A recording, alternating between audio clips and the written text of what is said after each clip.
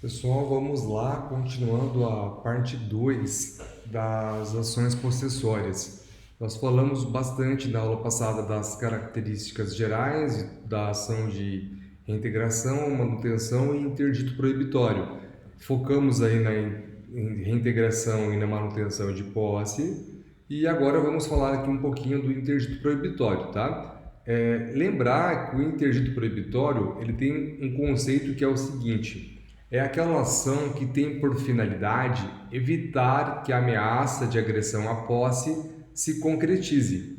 Tem caráter inibitório, ou seja, aquele que visa inibir a parte contrária de continuar a efetivar os seus atos, tá? Então, esse caráter inibitório, ele tem a ideia de falar assim, do juiz falar o seguinte: olha, pare de ameaçar ou pare de fazer qualquer coisa contra o autor da ação, o possuidor, senão você vai pagar uma multa, exemplo, de X por dia. Essa é uma das tutelas inibitórias. Claro que podem existir outras que o juiz pode fixar na sua decisão, inclusive em caráter liminar, tá? Lembrar também que as liminares nas ações possessórias, elas devem então provar, demonstrar alguns requisitos aí se for ação de força nova, tá?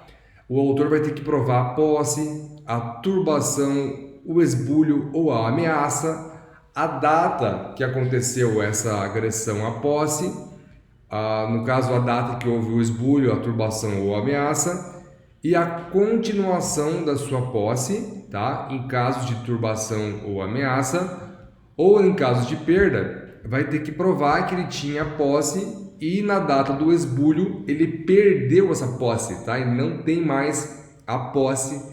Então, o autor vai ter que demonstrar esses requisitos. Caso contrário, ele pode vir a perder o processo, não obter êxito, tá? Então, inclusive ele pode perder a liminar, que é digamos, a parte principal e inicial da ação, né? Porque o final da ação, o trâmite final, pode vir a demorar meses ou até mesmo anos, né? Então é interessante já de antemão o autor demonstrar esses requisitos.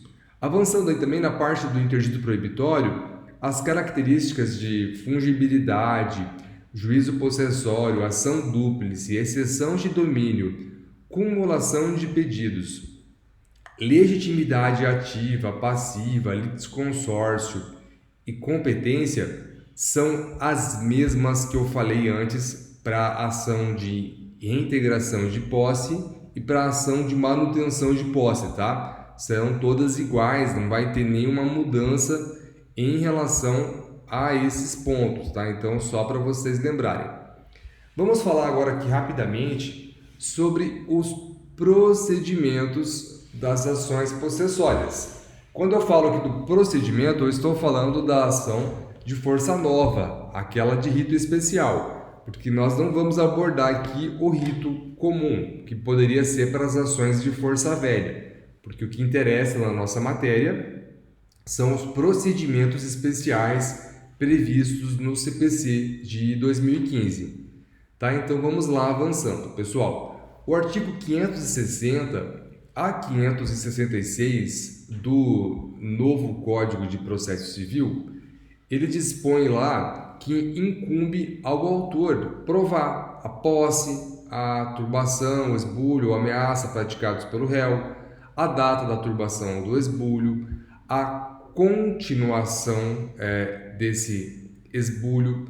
No caso também, quando há a ameaça, tem que provar que houve a ameaça, como eu falei inicialmente. Se houve a turbação, tem que provar a turbação, o incômodo da posse, tá? Então, são todos ônus que recaem sobre a parte que ajuiza a ação, tá? Estando a inicial aí o processo devidamente instruído, com essas provas iniciais aí que eu passei agora, o juiz pode deferir aí a liminar, tá? Sem ouvir as outras partes do processo. E ao deferir essa liminar, o juiz vai poder expedir então um mandado aí de manutenção ou reintegração de posse, tá? Ou também o juiz pode proferir uma liminar falando, olha, pare, cesse as ameaças aqui, tá? Ele vai fazer isso aí também sem ouvir as partes. E vai expedir esse mandado, então, para que seja cumprida a sua decisão, tá? E daí vai caber daí a parte autora também demonstrar aí para o juiz de imediato que a situação aí, os fatos aconteceram antes de 1 ano e 1 dia, tá? Feita essa prova inicial, bem possível que a parte consiga obter aí a liminar do processo, tá? Daí, avançando aí, o juiz ele também pode, se ele entender necessário, realizar uma audiência de justificação prévia, tá? Essa audiência, ela ocorre quando o juiz não está bem convencido, geralmente aí se vai conceder ou não a liminar, tá? Então, se o juiz não tiver bem convicto disso, ou preferir ainda assim marcar essa audiência, que a gente chama de audiência de justificação prévia, que pode ser a pedido do autor, como pode não ser, se o juiz entender, ao contrário das partes, que é necessária a audiência, ele vai sim poder marcar a audiência mesmo contra a vontade das partes, ok? E daí o réu vai ser citado para comparecer aí nesta audiência de justificação prévia. Essa audiência, então, ela tem a ideia aí de tentar demonstrar para o juiz que o réu, que a parte autora, tenha ou preenche os requisitos para obter uma liminar. Nessa audiência, o réu ele é apenas intimado aí para comparecer na audiência também com o advogado, né? Mas ele não é ouvido, digamos, nesse momento, e ele não é intimado para se defender também, tá? Então, a regra é que ele não seja ouvido, a não ser que o juiz queira, mas em regra não vai acontecer isso.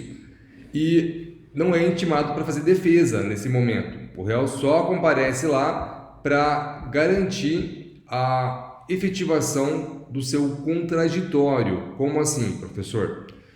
O advogado do réu vai poder fazer perguntas para as testemunhas que o autor levar aí na audiência de justificação prévia, que basicamente é uma audiência em favor da parte autora, mas que vai ter o acompanhamento do réu, e o advogado do réu vai poder formular perguntas e intervir aí durante a condução da audiência.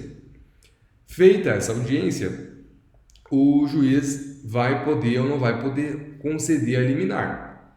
E daí o réu é citado depois disso também, e depois da citação, o réu vai ter um prazo aí de até 15 dias úteis para contestar o processo ou se manifestar. A partir desse momento, acabou o rito especial da ação de força nova, tá? E daí vai tramitar o processo normalmente seguindo o rito comum do processo civil, tá? Vai se admitir a reconvenção nesses casos. O réu pode formular, se quiser também em contestação, acumular pedidos aí de proteção da posse e de indenização pelos prejuízos sofridos, tá? Então, basicamente, as ações possessórias se resumem a esses pontos principais, tá, ok? Basicamente é esse ponto da aula. Nós iniciamos a próxima aula com uma nova matéria daí. Desejo aí um bom dia, ou boa tarde, ou boa noite para todos. Até mais!